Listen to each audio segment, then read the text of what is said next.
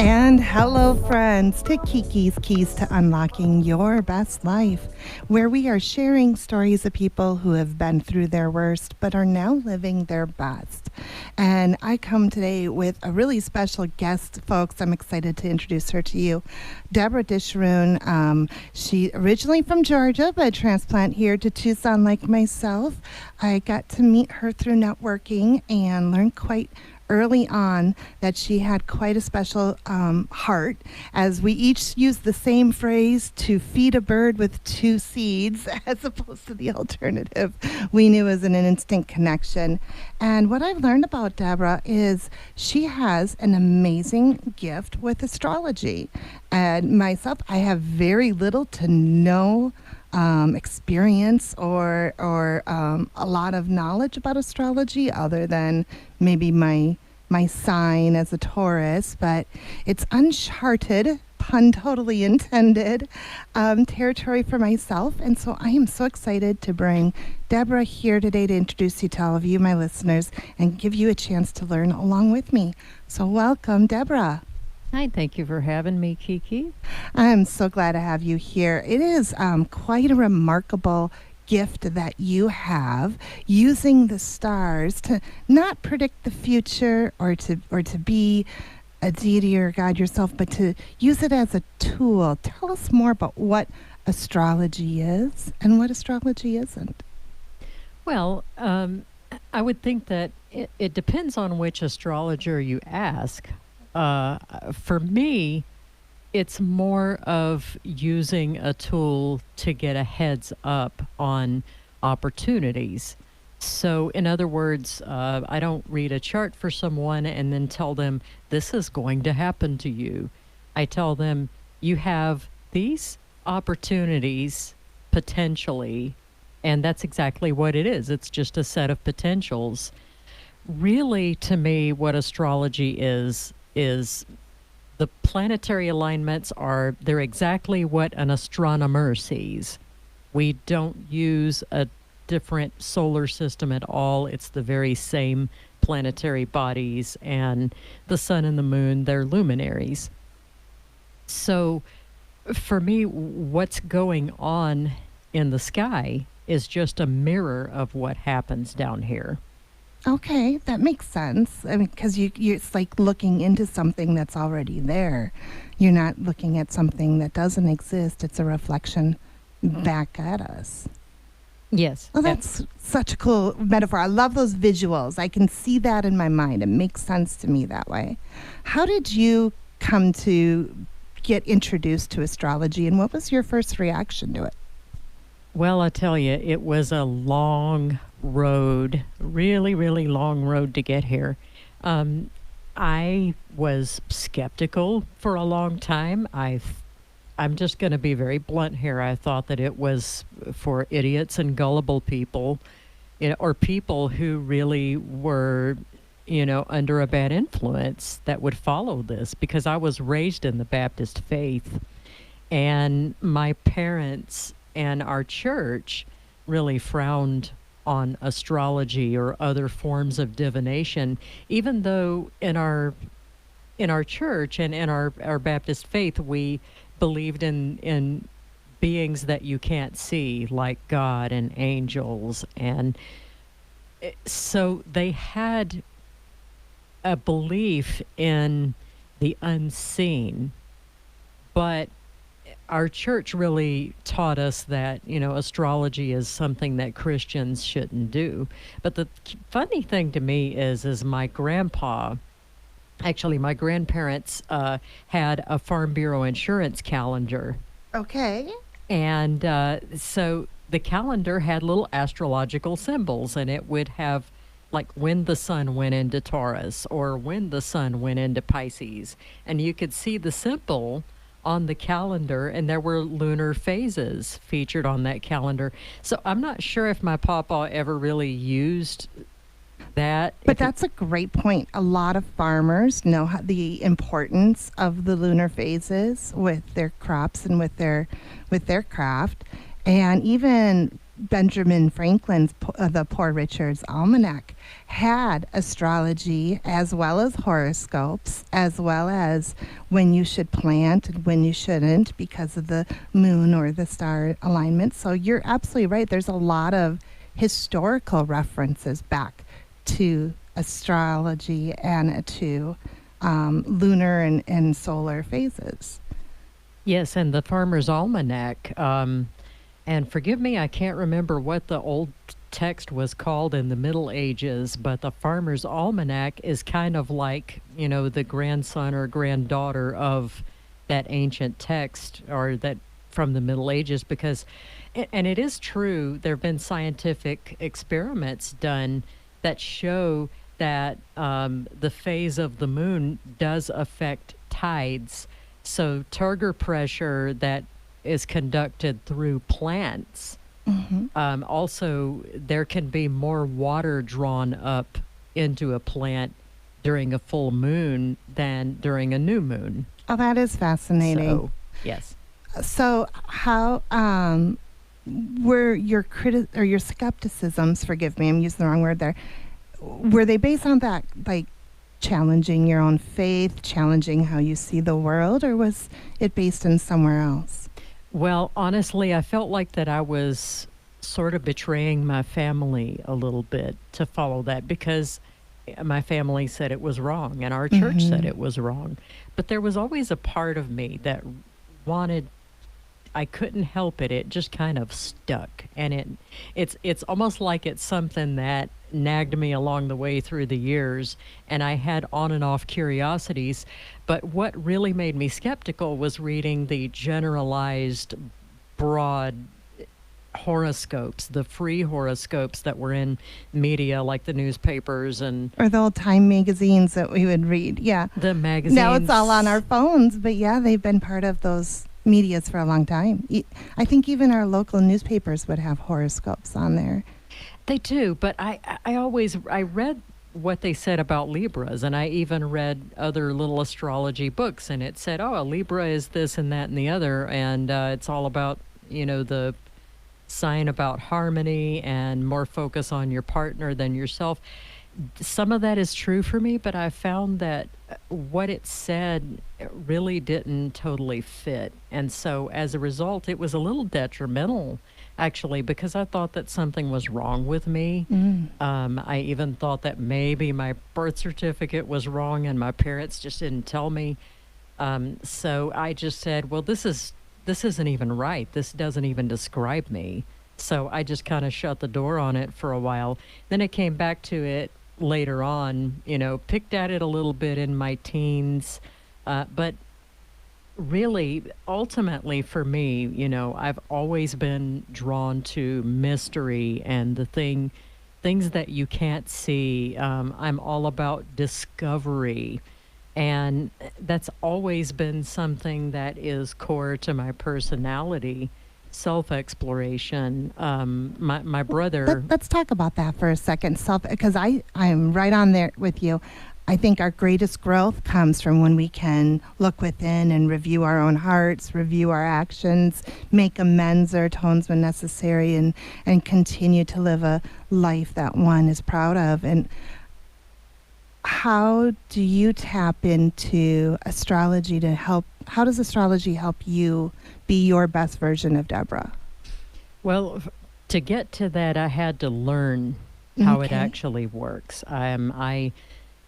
So I went through a series of different self-help methods, anywhere from books, friends' advice. I tried to revisit the spirituality that my parents endorsed, and I just found that it really did not help me find my answers. And not to say that they were wrong and that it's wrong or whatever, not to say that at all, but I needed to dig deeper. And, so what happened was when I got into my 20s, I got a book, and it was called The Only Astrology Book You'll Ever Need. And it was written by Joanna Martine Woolfolk. And without the proper guidance, I was kind of lost with it. I tried to do horoscopes for friends and family, and so I just wasn't successful. And once again, I just kind of shut the door. I gave the book away and just put the whole concept on the shelf for a while. Well, 2014 comes along, and I got my first reading. From another practitioner. From a professional astrologer. How did you meet them, or how did that come out to be? He was actually at a friend's brunch, and I met him there, and I took one of his business cards. And so I called him up after kind of mulling it over for a few months. And then I thought, you know what? I got to do this. And so you did a personalized chart with this other astrologer for yourself? I did. I said, okay, I give up on trying to figure this out myself. It's too complex and confusing. So I went to him. He did the reading and just totally blew me away. Now, what's the difference between a personalized chart reading and looking at one's horoscope for how's my day look like as a Taurus? What's the difference between the two? The difference is a professional can tie the whole thing together. So it's like, you're not just saying, okay, Kiki is a Taurus, so here's your sun sign. And then we all know I'm stubborn, right? but persistent, I think, yes. Persistent and very, steady does it, So when you do my personalized chart, which I do want you to do for me, what am I going to see different in that in comparison? Well, it will be how your sun expresses itself in relation to other energies. And so I will look at the entire chart, and I will forget what I like to do is just forget what planets are there right off the bat and just see that there are dots, if you will. And wherever they are placed, that gives me a general impression of the energy of that individual. And then I will say, okay, which planet is this? And so then I will, using methods that have been tried and true for thousands of years, plus what my teacher taught me, I will take that and synthesize the whole thing. And it's like being a systems analyst, really, because you're taking massive amounts of information and synthesizing that and bringing it all together, and then figuring out what questions to ask the client from that. I am totally fascinated with this. We're going to go into break, give some love to our sponsors because we wouldn't be here without them. So thank you to them. And after the break, when we come back, Deborah's going to share a little bit more about what she learned from her own chart and how she uses astrology to help others find their best lives through the stars right after this. And welcome back, friends, to Kiki's Keys to Unlocking Your Best Life, a weekly radio show where we share stories of people who've been through their worst and are now living their best. We currently air every Saturday at 4 p.m. just on KVOI The Voice in Tucson, Arizona. But I am looking for radio stations out there as well. So if you are listening, whether it be through my YouTube at Kiki's Keys Life, or through your favorite podcast media, including Apple Podcasts, please be sure to like, comment, subscribe, share, all those wonderful things, but also recommend me to your local radio station that may be looking for a great show, sharing stories of people who've been through their worst, now living their best to give hope and inspiration to others. And one of those people, one of my keys to success here is my dear friend, Deborah Disharoon, who is a very talented astrologer. And she's here sharing more about her experience with astrology. And you're going to tell us a little bit more about what you learned, Deborah, when you had your mentor and instructor in astrology do a personalized chart for you. What was that experience like as a recipient? I kind of made more sense to myself after that. And so it's like I had a deeper understanding of why I am the way I am, I think, to put it very simply. And it's just some things made more sense, and the astrologer also covered, my family, because there are symbols that show our family in a Okay. chart as Yeah. well. And so he was able to make me understand them better too. And I found that the greatest benefit that I had from really learning how astrology works and having the professional chart done was that I was willing to forgive people that I had been angry with, because what this has done is that is kind of opened my mind and helped me to understand why other people are the way they are as well. And I felt that it made me more willing to forgive my parents for anything that I ever got angry with them about. Like, why couldn't you have given me the perfect childhood? It's like, well, what parent can? Right. you know so it's a great maturity, it's a growing process, but it was just the it opened up a lot of understanding for me, though, and especially about myself. And I love how you touched about forgiveness of others and ourselves. I've heard the phrase, when we hold on to resentment, it's like taking a poison and expecting the other person to be harmed. It just hurts ourselves. So using those charts gave you a better understanding and of those that were in your life and your relationships, so that you could find those moments of forgiveness, find those moments of grace. But it sounds like you also had to forgive yourself and be graceful with yourself for who you, Deborah, are. Yes, it most certainly helped me to love and accept myself instead of saying, well, I don't fit what this says about a Libra. I'm a Libra. My birthday's coming up October 3rd. Okay, And happy early birthday. thank you. And so it instead of feeling like that I was defective, which Mhm. that sent me into a lot of depression, a lot of anger, and a lot of frustration, because the world didn't make sense, life didn't make sense, and I didn't make sense to myself. I mean, even though I had done journaling and I knew how to look deeper, but nothing really answered my questions. The why. Yeah, nothing told me the why like astrology has. It's just amazing how it opens your world up for you. And now you are doing it professionally yourself. You've spent 10 years since you had your chart done in 2014. How has that been going? Tell me about some of the people you've had the joy of, not, you don't have to name them, but some stories of who you've had to work with and who you were able to help with through giving them their own astrological charts.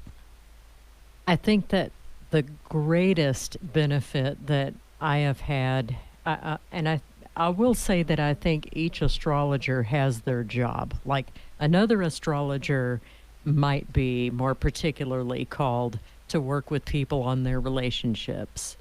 There are business astrologers out there. There's many branches of astrology, actually. But I'm finding, as I grow in this discipline, and I am going to call it a discipline because it is a faith, but it is a discipline. And I find that my gift is with medical astrology. So I've been able to talk. I've had a lot of clients who say, um, I've been sick. I've gone to doctor after doctor. We can't figure out what's going on with me, and I can see a complete nutritional panel in an astrology chart. And so now I'm not a doctor, and I don't play one on TV. The very good point. Yep. Okay. You got to be careful when you're saying you're helping somebody when it comes to their health. But I know a lot of people are out there who feel just completely defeated. They don't know why. They don't feel the energy they should, or that they have the pain that they should. And modern medicine has let them down. Tell me how that person can come to you and how you can be of help for them. What I do is I take their chart and I have a medical questionnaire that I use, and it was actually developed by one of my teachers, Eileen Nauman. She's been an astrologer for many, many years, and she's also into homeopathy. But I took her cue and I use her questionnaire, which I send to the client. And they fill it out to the best of their knowledge. I ask them if they have any of their blood panel or whatever, and I talk to them about what tests they've had. I will look at their chart and I will see the probabilities of what could be going on with them. That, for example, I'm a Libra, and because my sun sign is in Libra, I have to take extra special care of the lumbar part of my spine and my kidneys. That's fascinating that you can know that through the stars. And so this comes back from the medieval days, even from some of the Arabic astrology as well. They actually safeguarded a lot of the medical knowledge from the medieval astrologers. And so what I do is I point them into a direction. I try to have people to refer them to who are licensed professionals. And so what I'll do is I will tell them, it looks like you could be having an issue with your vitamin B12 levels, and this is why you've been diagnosed as bipolar when actually you need B12, and so I will try to send them to the appropriate licensed professional. So I will be like a reference for them. So you might not be the path itself, but you're the compass to that path. Yes, absolutely. Oh, wow. That is such a great vision. We are almost out of time already. This has been a wonderful interview. I really appreciate you being here, Deborah. Before we leave, what does living your best life mean to you? Well, living my best life is getting to be an astrologer. I get so happy and warm and tingly feeling knowing that I'm finally doing what I came here to do. And how can people reach you if they want to learn more or have a chart done for themselves? They can email me at ddastrology22@gmail.com, or they can visit my website, www.ddastrology.biz. And but the best way is to reach me by email. There's also an email address on the website. So go to the website, folks. We're out of time, but thank you, Deborah, for being here today. And of course, if you are listening on YouTube or on your favorite podcast, like, share, subscribe. This is Kiki Rogers, and continue to be the best you that you can be, because nobody else can do it better than you.